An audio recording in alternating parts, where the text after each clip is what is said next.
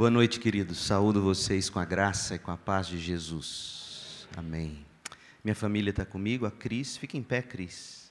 Samuel, Isabela, estão aí. Muito bom estar aqui, viu, André? Obrigado pelo privilégio. Os que eram da Central, eu fico feliz por saber que estão aqui com o pastor André, com esse coração tão bom que ele tem, ele, Dani, e me alegro com isso. E os que vieram hoje para me acompanhar vão ouvir de novo o que eu preguei de manhã lá. Então, nós vamos reforçar, não é verdade? Pois bem, eu quero pensar com vocês sobre que resposta nós, como cristãos, devemos dar à crise brasileira, na qual nós estamos todos imersos. As perspectivas para 2015, vocês sabem, eu não preciso repetir, são as piores. Temos vivido momentos de profunda tristeza como nação.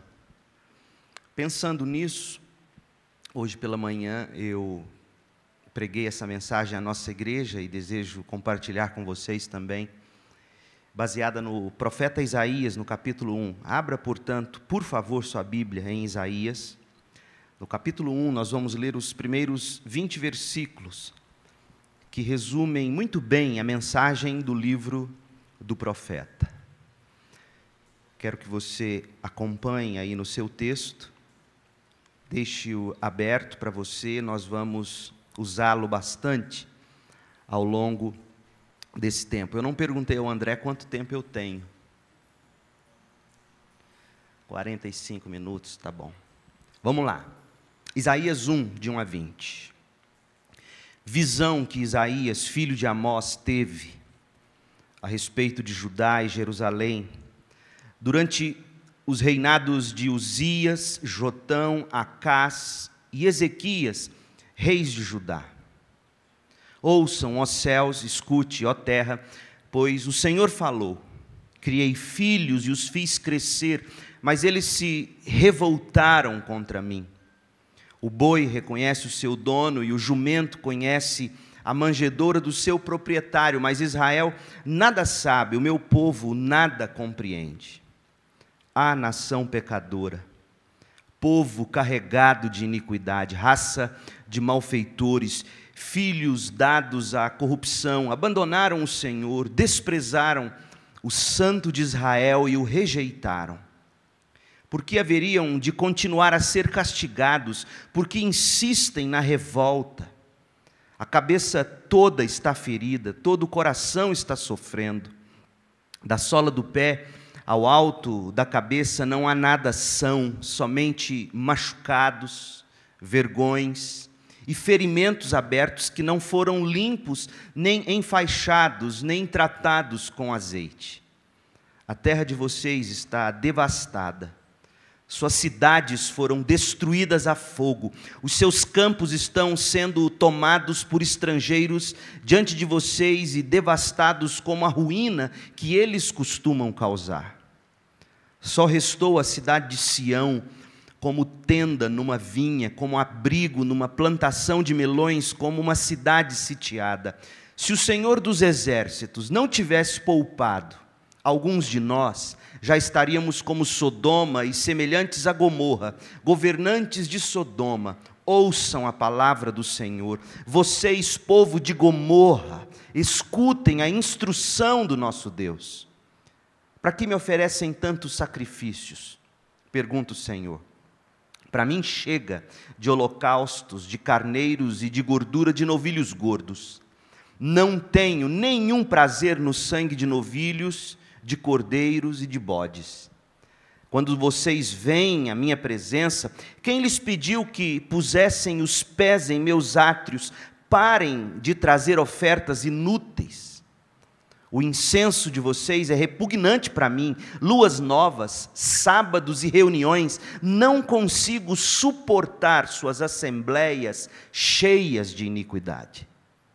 Suas festas da lua nova e suas festas fixas, eu as odeio, tornaram-se um fardo para mim, não as suporto mais. Quando vocês estenderem as mãos em oração, esconderei de vocês os meus olhos. Mesmo que multipliquem as suas orações, não as escutarei. As suas mãos estão cheias de sangue. Lavem-se, limpem-se, removam suas más obras para longe da minha vista. Parem de fazer o mal, aprendam a fazer o bem, busquem a justiça, acabem com a opressão, lutem pelos direitos do órfão, defendam a causa da viúva. Venham, vamos refletir juntos, diz o Senhor. Embora os seus pecados sejam vermelhos como o escarlate, eles se tornarão brancos como a neve. Embora sejam rubros como púrpura, como a lã se tornarão. Se vocês estiverem dispostos a obedecer, comerão os melhores frutos desta terra. Mas se resistirem e se rebelarem, serão devorados pela espada, pois o Senhor é quem fala. Amém. Sempre que eu leio esse texto do profeta Isaías, eu me lembro de uma música antiga, mas tão atual, composta por João Alexandre. Brasil, olha para cima, ou melhor, para cima Brasil, é o título da música. Uma das estrofes diz assim: onde andará a justiça, outrora perdida? Some a resposta na voz e na vez de quem manda. Homens com tanto poder e nenhum coração, gente que compra e que vende a moral da nação. E aí o refrão da música: Brasil, olha para cima. Existe uma chance de ser novamente feliz. Brasil, há uma esperança. Volte teus olhos para Deus, o justo juiz. A convocação do cantor resume bem a profecia do profeta. O que João Alexandre canta é para mim uma síntese do que Isaías capítulo 1 nos relata. Diante dessa realidade desesperadora em que o nosso país vive, irmãos, a mensagem de Isaías para mim tem sido cada vez mais relevante. Estamos aí diante de mensalão, petrolão, corrupção, inflação, recessão, apagão, depravação, desmoralização. É tantoão que irmão nenhum aguenta. E o que é pior é que nós, igreja, não temos sabido dar resposta a isso. As postagens que eu leio em Facebook, os bate-boca desnecessários, partidários, me deixam entristecidos. Piadas sobre Dilma Rousseff que eu recebo, sobre seus assessores e todo aquele povo, me deixam cada vez mais entristecido por perceber que nós, igreja de Cristo Jesus, não temos sabido reagir diante do que o nosso país está vivendo. Irmãos, não há dúvida de que o que está acontecendo no Brasil é julgamento divino. É o que Romanos capítulo 1, a partir do verso 18 diz: Deus nos entregou as nossas próprias paixões. Nos deu um governo que é a cara do povo brasileiro. Nos deu uma liderança que representa, e muito bem, se formos honestos, aquilo que nós somos de segunda a segunda. E nós não temos sabido responder a essa intervenção de Deus.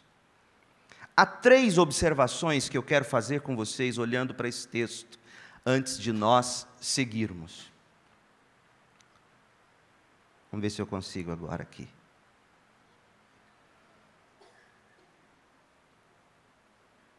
Não está querendo rodar. Desculpa, já sei, é aqui, ó. Estava no último slide. Pronto. 3 observações que não podem passar desapercebidas.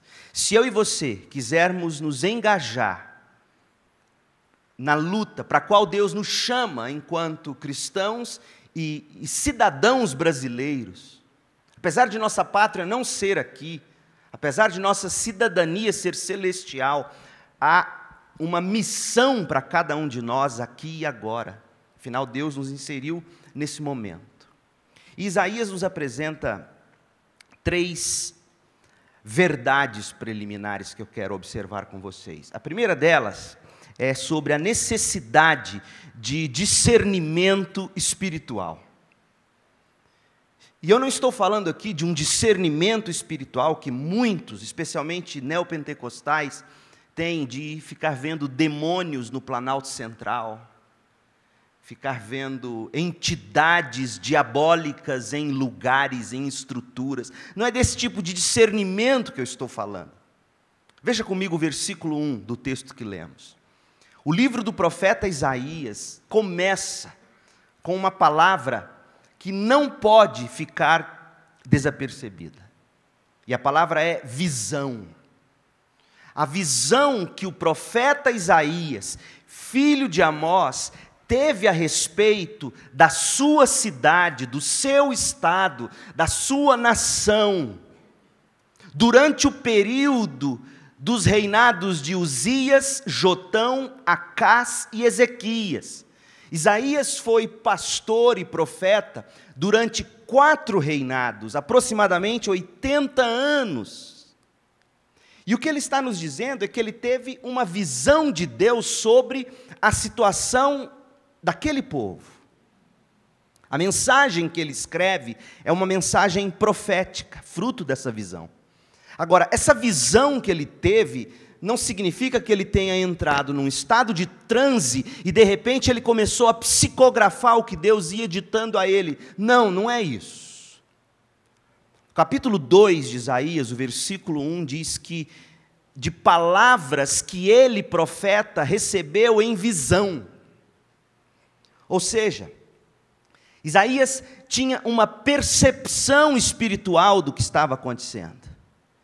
Isaías teve uma visão da realidade, o Espírito de Deus o fez olhar para o momento histórico em que ele vivia e o permitiu enxergar o que de fato estava acontecendo, o que estava afastando aquele povo de Deus, o que Deus estava tentando fazer através daquela nação amada pelo Senhor. Isaías está nos dizendo que o que ele escreve é fruto de visão, ou seja, é fruto de discernimento espiritual, é fruto de uma leitura espiritual, é uma visão espiritual da história da nação de Israel. Qual é a visão espiritual que nós, igreja, temos do Brasil? Praticamente nenhuma.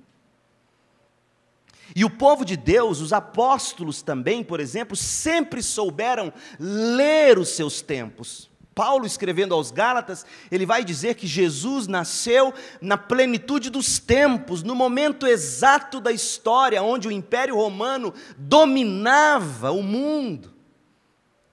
E essa dominação romana do mundo proporcionou o que ficou conhecido nos livros da história como Pax Romana. Havia paz para que os viajantes desfrutassem de paz e de não tanto perigo. Havia o idioma que era falado mundialmente, o inglês daquela época, o grego.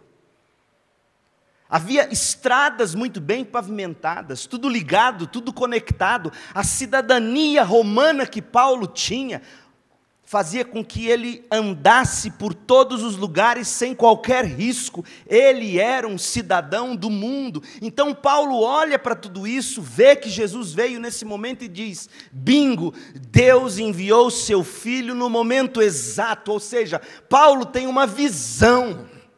Ele tem um discernimento, ele sabe que aquela era a hora.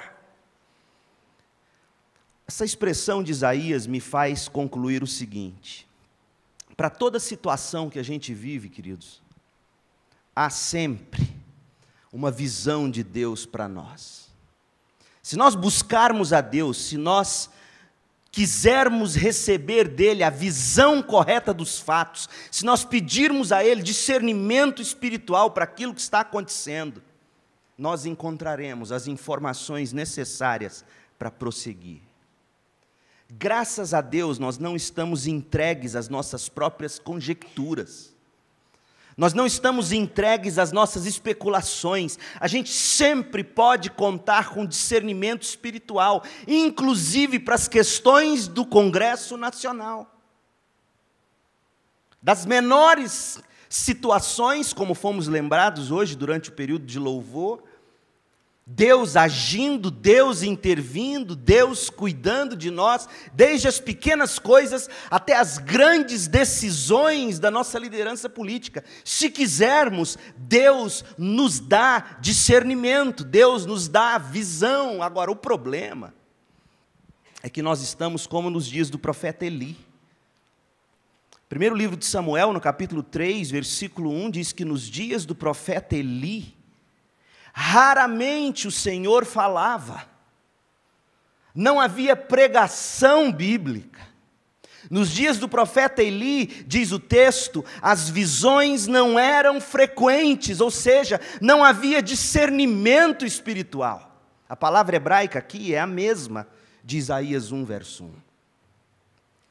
Nós vivemos um período da história onde não se tem visões mais de Deus. Não se tem mais discernimento da cultura e do momento em que nós estamos vivendo. A nossa principal crise, queridos, é a falta de discernimento espiritual.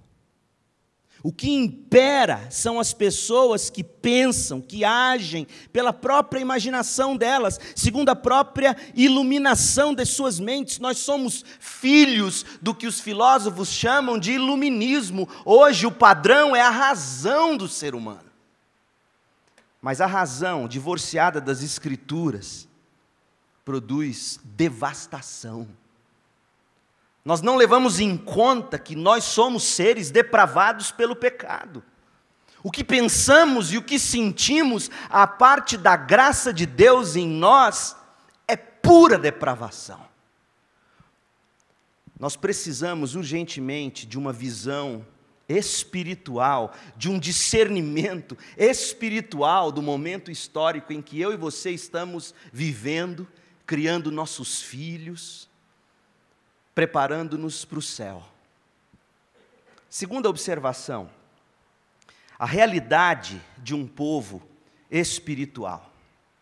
Isaías fala desse discernimento espiritual que ele tem, mas ele também chega à conclusão, porque palavra de Deus veio a ele, e ele diz no verso 8, só restou a cidade de Sião como tenda numa vinha, como abrigo numa plantação de melões, ou seja, depois de tudo colhido, depois da terra ter sido usada para colheita, depois de ter sobrado só ramas pelo chão, a única coisa que sobra ali é a tenda, é o abrigo do agricultor. E Isaías está dizendo, olha, só sobrou o meu povo. E eles vivem como uma cidade sitiada, cercada. E olha o verso 9, se o Senhor dos Exércitos não tivesse poupado, alguns de nós já estaríamos como Sodoma e semelhantes a Gomorra. O povo de Deus, a igreja de Jesus Cristo, é a única esperança para essa nossa pátria, irmãos. A gente precisa, de novo, entender o que Jesus quer dizer quando ele diz, olha, vocês são o sal da terra, vocês são a luz do mundo, ou seja, vocês são os primeiros a ter que produzir um caráter santo, para que haja preservação de um povo, vocês são os primeiros a ter que apontar caminhos, vocês são o meu remanescente, vocês são poucos, pequenos, insignificantes aos olhos do mundo, mas são vocês, igreja, o meu povo. Estava vendo no Facebook outro dia um colega pastor da nossa Convenção Batista Brasileira, político, andando de caminhonete na campanha política, fazendo campanha para a ovelha dele, Antony Garotinho. Queridos, não é desse tipo de engajamento que a Bíblia fala. pastor não deve subir na caminhonete com um candidato político, seja ele, eu penso assim. O Jonas, que é o prefeito de Campinas, é minha ovelha, é membro da nossa igreja. Nunca subi em palanque com ele, nunca vou subir. Sempre oramos por ele. Depois que as eleições terminam. Foi assim para estadual, federal, prefeito. Deus está nos dizendo que nós somos um povo espiritual. Um povo que se engaja sim com seus governantes, mas engajam em oração, mas antes disso, engajam-se com caráter. Não fica querendo espaço, não fica depois que recebe a propina, orando, agradecendo a Deus pela propina recebida. Meu Deus, isso é uma desgraça, isso não é bênção, isso é maldição. Deus olha do céu e diz: vocês são a minha igreja invisível, o meu remanescente espalhado pelo mundo, a única esperança para o Brasil, América do Sul, América Latina e os demais continentes. Vocês, minha igreja, conscientizem-se disso, não resta mais coisa alguma nesse mundo, a não ser os meus poucos e pequeninos. Igreja, isso deveria nos fazer amar a igreja local.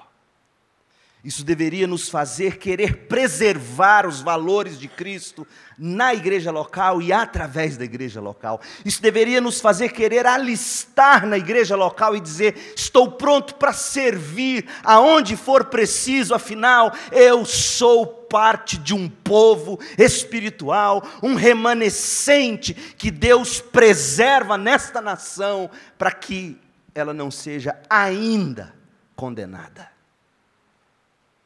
Tomemos consciência dessa realidade de povo espiritual que a gente é. Mais importante do que o cargo, o título, a carreira que eu conquisto, é o fato de que eu sou um filho de Deus e pertenço à sua igreja, escolhido em Cristo antes da fundação do mundo, e Ele me mantém aqui e agora, para que eu, com discernimento espiritual, e isso me leva à terceira observação, me engaje espiritualmente. Discernimento espiritual, a realidade de um povo espiritual, em terceiro lugar, a indispensabilidade do engajamento espiritual. Essa é a terceira observação que Isaías nos faz. Igreja que discerne os tempos, igreja que percebe a atuação de Deus, igreja que se humilha debaixo da poderosa mão de Deus, como vai dizer Pedro, sabendo que no momento certo Deus haverá de nos exaltar. Devemos nos engajar com armas espirituais. Olha o que diz Isaías 1,16. Lavem-se. Limpo. Conta comigo, quantos verbos aparecem aqui nos versos 16 e 17? Conta comigo. Lavem-se, limpem-se, removam, parem de fazer o mal, aprendam a fazer o bem, busquem a justiça, acabem com a opressão, lutem pelos direitos do órfão, defendam a causa da viúva. Quantos verbos são? 9. 9 imperativos, 9 verbos. E sabe o que é curioso? Esses 9 verbos estão divididos em 3 grupos. Cada um desses grupos revela para nós a dimensão na qual nós devemos estar envolvidos nessa ação, nesse engajamento espiritual. Ou seja, Isaías está dizendo para nós o que significa para nós o engajamento espiritual. A primeira tríade, os primeiros 3 verbos falam de um engajamento celestial que eu e você temos. Ele vai dizer, olha os 3 primeiros verbos no verso 16: lavem-se, limpem-se, removam suas más obras para longe da minha vista. Ou seja, Isaías está dizendo que a primeira convocação que Deus faz para qualquer um de nós é a convocação para salvação e para santificação. De outra forma, ele não usaria esses verbos. levantem-se dos pecados de vocês, lavem-se, limpem-se deles, removam essas más obras, abandonem esses hábitos pecaminosos. O primeiro engajamento que nós devemos nos envolver diante dessa grande e tremenda crise nacional, nos diz Isaías, é parar e rever as nossas próprias posturas. Senhor, por que que eu tenho um governo como esse sobre mim? Senhor, por que que eu tenho políticos desse tipo sobre a minha vida? Senhor, por que que eu estou nesse momento histórico? E aí a primeira coisa é: Senhor, há em mim pecados. Limpa-me, lava-me, ajuda-me a remover essas más obras da minha vida. Qual foi a última vez que você ouviu alguém, diante de tanto escândalo nacional, dizendo: Senhor, o que há em mim que precisa ser tratado diante disso? Mas pelo contrário, a gente olha os próprios pecados e parte falando de tudo e de todos, condenando, como se nós fôssemos limpos, puros e perfeitos. O primeiro engajamento desse povo espiritual é com a salvação, é com a santificação. Em segundo lugar, é um engajamento pessoal. Olha a segunda tríade de verbos: parem de fazer o mal, verso 16, aprendam a fazer o bem, verso 17, busquem a justiça.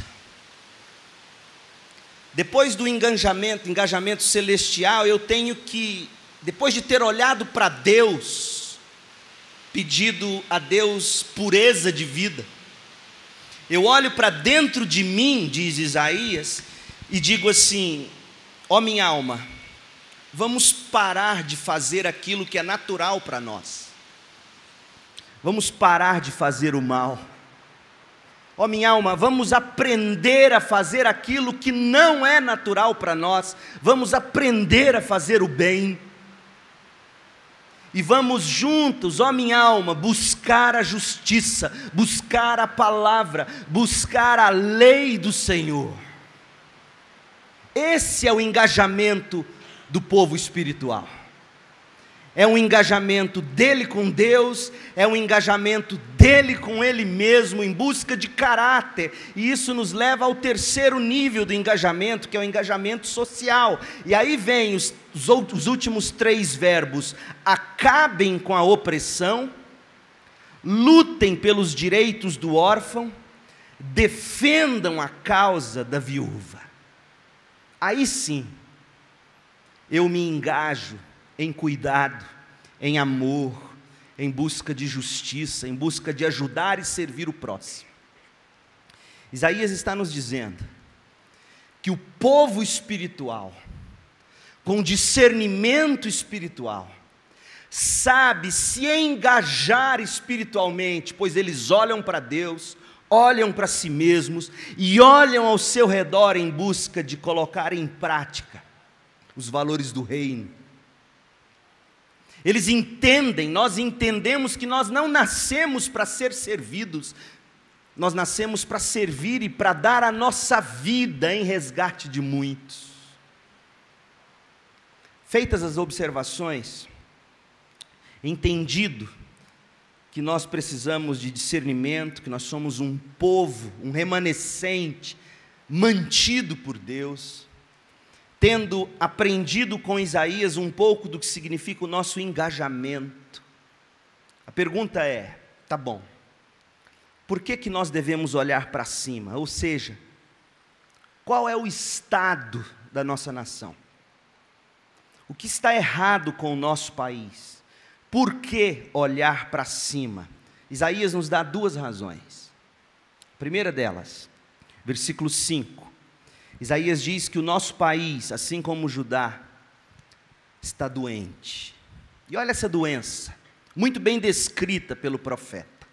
Verso 5: por que haveriam de continuar a ser castigados? Toda a situação nacional de Judá, Isaías está dizendo, era a disciplina de Deus, era o castigo de Deus.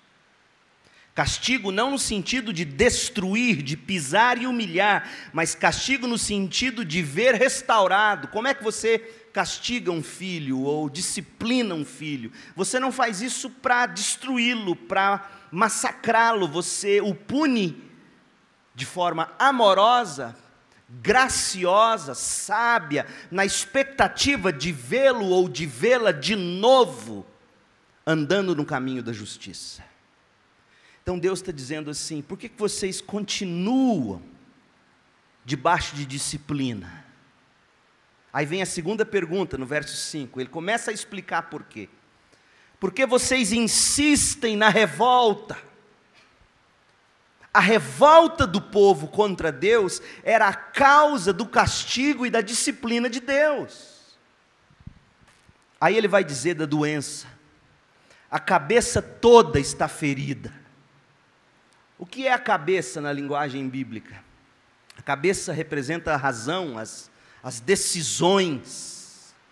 Mas Isaías diz, a cabeça toda está ferida.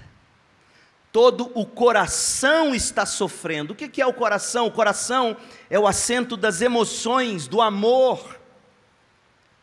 O que Isaías está dizendo é que esse povo estava doente porque eles não pensavam mais como Deus queria que eles pensassem. Eles não sonhavam mais os sonhos de Deus, a cabeça deles não agia ou não os fazia agir de forma santificada. Um povo de cabeça doente, um povo de coração doente, um povo que não amava e não se alegrava mais em Deus. Esse é o estado da nossa nação, irmãos. Um povo que chama pelo nome do Senhor, mas que vibra muito mais com a vitória do São Paulo, do Corinthians, do Palmeiras, do Santos, do que com o reino de Deus. Um povo que planeja muito mais o seu futuro pessoal, individual, egoísta, do que o resgate da nação para Jesus Cristo. É um povo doente, um povo que não pensa os planos de Deus, um povo que não vibra com as emoções de Deus, e aí o resultado, verso 6, é que da sola do pé ao alto da cabeça, nada há de são nesse corpo, somente machucados, vergões abertos, feridas que não são curadas, que não são tratadas. É um povo doente, sofrido. Por isso o Brasil tem que olhar para cima. A segunda causa, o país está devastado. Verso 7, a terra de vocês está devastada, suas cidades foram destruídas a fogo, os seus campos estão sendo tomados por estrangeiros diante de vocês e devastados com a ruína que eles costumam causar. Isaías está falando de uma gente explorada pelos mais fortes. Isaías está descrevendo propriedades que foram destruídas. Isaías está falando de fonte de renda que foi saqueada. Isaías está falando de um povo que conquistou com trabalho duro, com suor, e que agora estava sendo papado pelo leão da maldade. Olha, qualquer semelhança não é mera coincidência. Apesar de alguns avanços que o Brasil já conquistou ao longo desses pouco mais de 500 anos de história, somos uma democracia muito jovenzinha ainda. Apesar das conquistas, o povo brasileiro continua sendo devastado. E a gente não precisa gastar tempo aqui falando das crises e das formas como nós somos devastados. Nós sabemos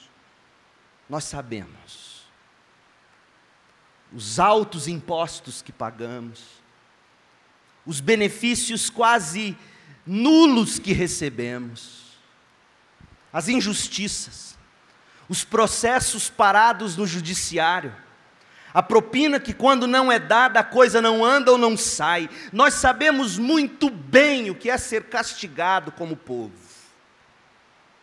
Isaías está dizendo, olha, vocês são um povo doente, vocês são um povo devastado, e vocês precisam olhar para cima.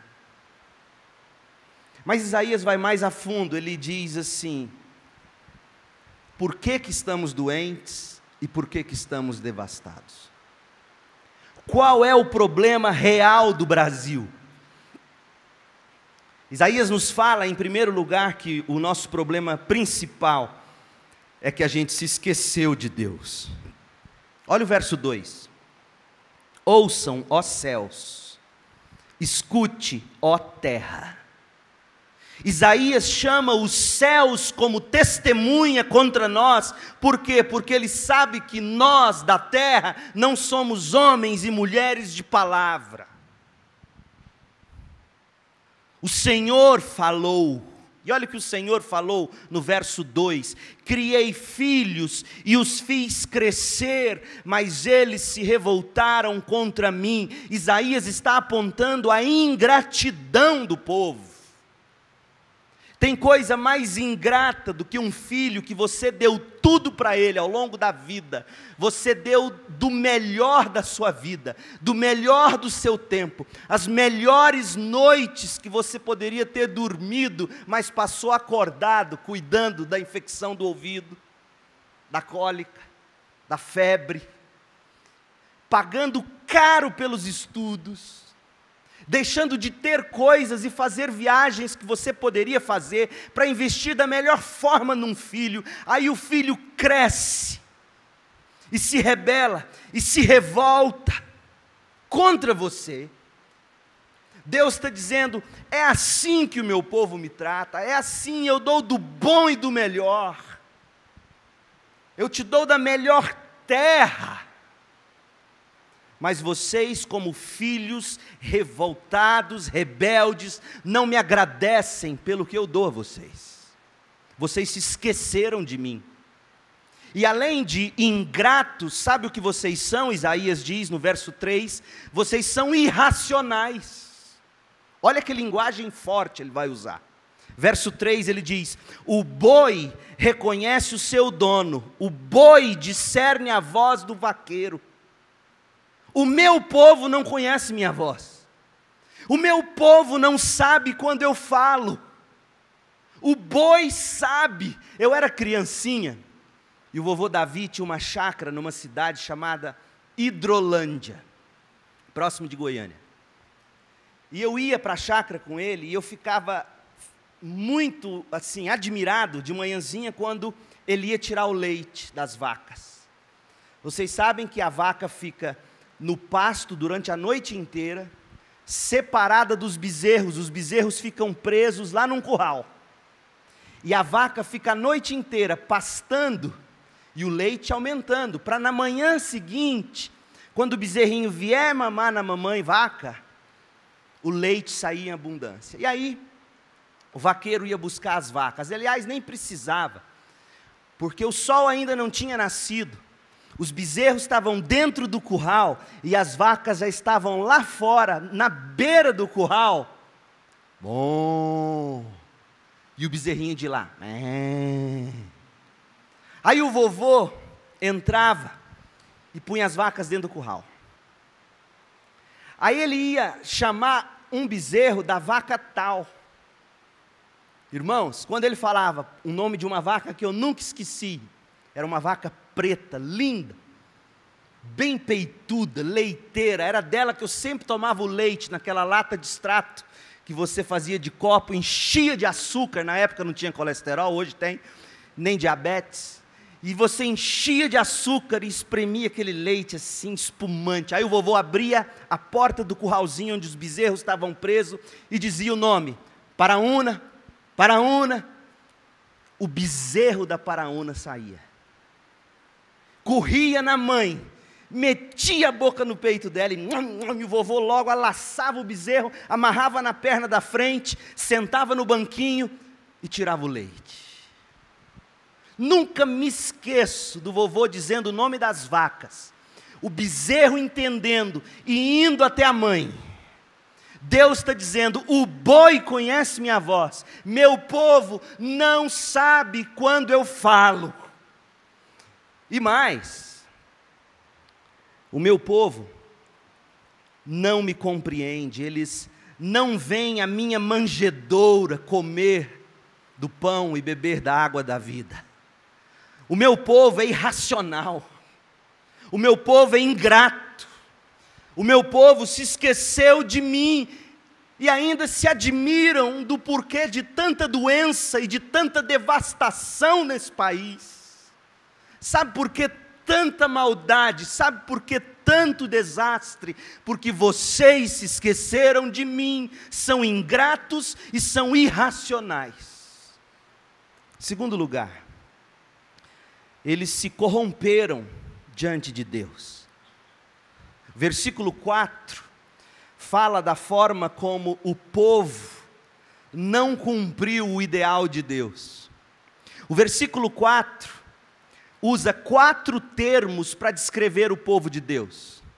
Fala do povo como nação, fala do povo como povo, fala do povo como raça, fala do povo como filhos. Só que o povo é pecador, errou o alvo. A nação é pecadora, o povo é iníquo, corrompido.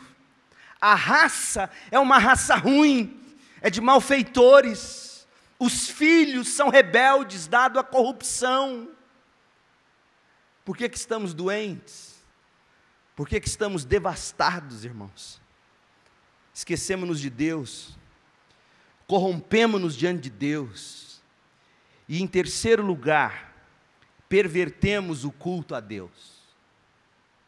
A nossa sociedade, conquanto não valorize verdades absolutas, ela vive de experiências religiosas subjetivas, ela vive de misticismo, ela vive de um sincretismo assustador. Por quê? Porque não há ser humano que tenha sido criado, que não tenha dentro de si um resquício da consciência que diz: existe um Criador, e a esse Criador você deve culto e adoração. Então, uma sociedade que se esquece de Deus, e que se corrompe diante de Deus, não sobra outra alternativa para ela que não a de perverter o culto a Deus. E o versículo 11, até o versículo 15, Isaías nos diz o quanto aquele povo era religioso, o quanto aquele povo se preocupava com espiritualidade, mas tudo aquilo aos olhos de Deus era abominável.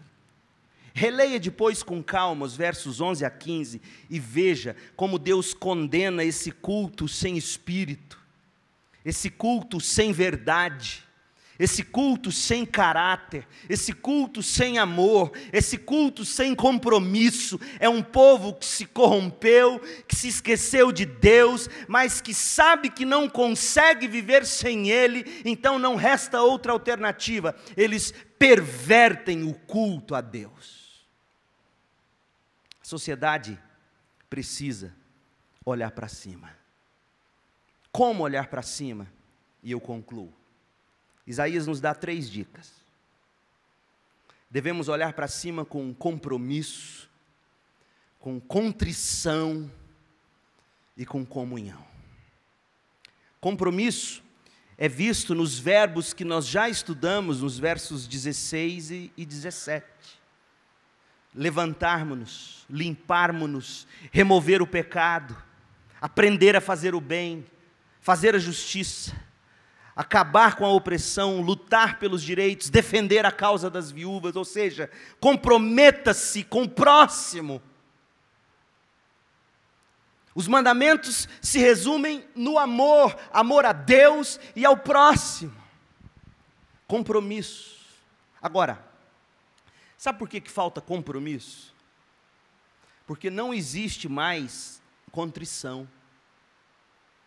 Se você ler o texto cuidadosamente de Isaías, você vai perceber que esses compromissos para os quais o povo de Deus é chamado, todos eles são fruto de contrição diante de Deus, de arrependimento.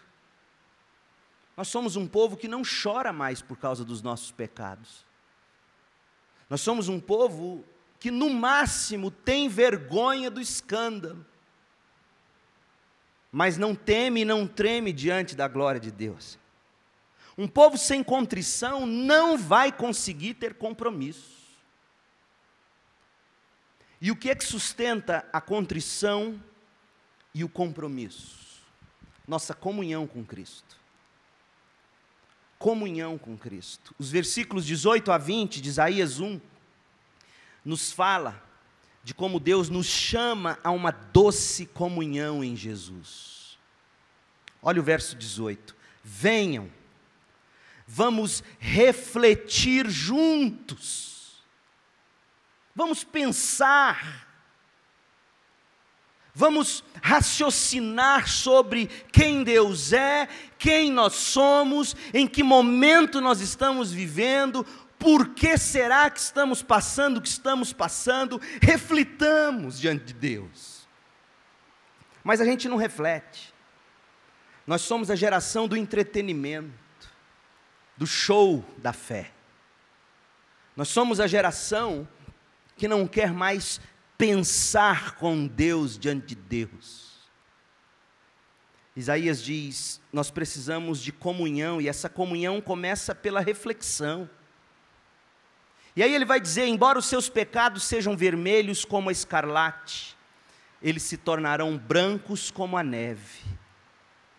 Reflita e chegue a uma conclusão. Precisamos da cruz, precisamos de Cristo, precisamos de perdão, precisamos do Espírito para nos ajudar a cumprir a lei de Deus, precisamos do Espírito para nos dar discernimento, para alegrar nossa alma, para nos encher de motivação, para nos levar à contrição. É dessa comunhão que nós precisamos.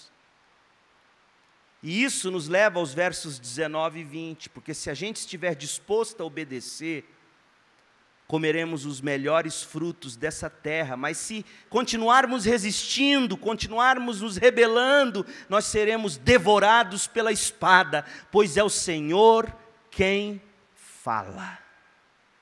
Comunhão com Cristo. Deixa eu encerrar falando para você da experiência de um teólogo puritano chamado John Owen. Ele escreveu um livro que já está em português, Comunhão com Deus Trino, editora Cultura Cristã. Uma leitura densa, não é uma leitura fácil, mas é uma leitura que vale a pena cada palavra. E o propósito de John Owen é nos ensinar a ter comunhão com cada pessoa da Trindade.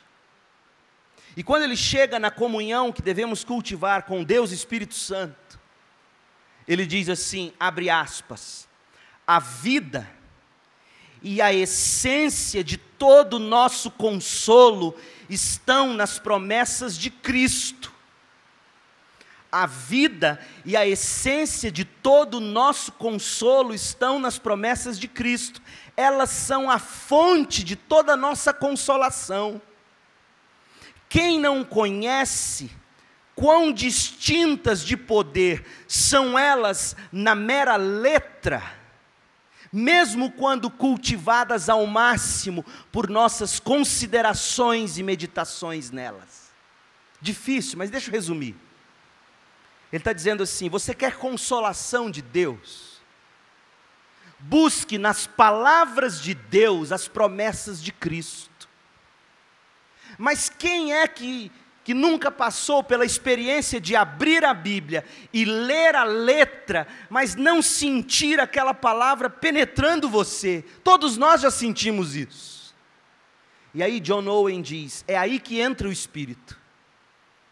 Nossa comunhão com o Espírito consiste em dizer, ó divino iluminador, abra minha mente, abra meu coração, para que essa palavra que eu estou lendo salte das páginas para minha alma e encha o meu coração de.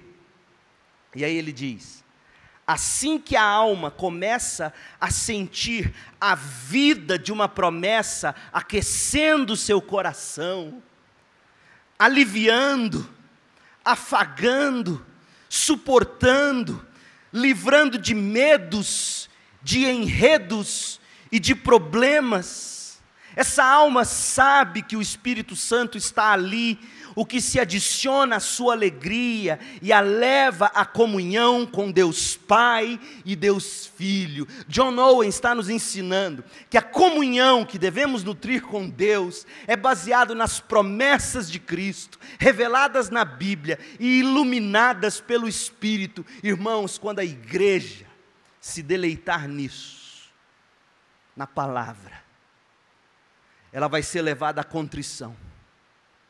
E uma vez levada à contrição, ela vai se engajar com compromisso. Ela vai ser diferente. Ela vai ter discernimento espiritual. Ela vai nutrir vida espiritual. Ela vai fazer com que homens e mulheres espirituais ajam de forma a glorificar a Cristo. A minha oração é que nós não sejamos como aqueles que se esqueceram de Deus, que se corromperam diante de Deus, e que por saberem lá no íntimo que não vivem sem Deus, perverteram o culto a Deus, usam a Deus, oram e pedem para gastar nos seus próprios prazeres, se prostituem com outros ídolos, e buscam em Deus o sustento para essa fantasia espiritual que leva à destruição.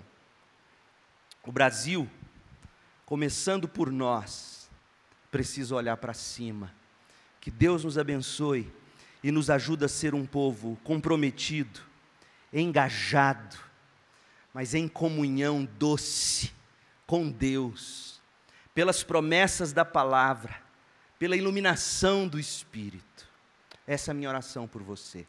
Feche os seus olhos, por favor, e vamos orar. Deus querido, que o Senhor nos quebrante, assim como essa chuva que cai e molha a terra seca, que a Tua graça caia em nossos corações e faça de novo brotar desejo de comunhão com Jesus,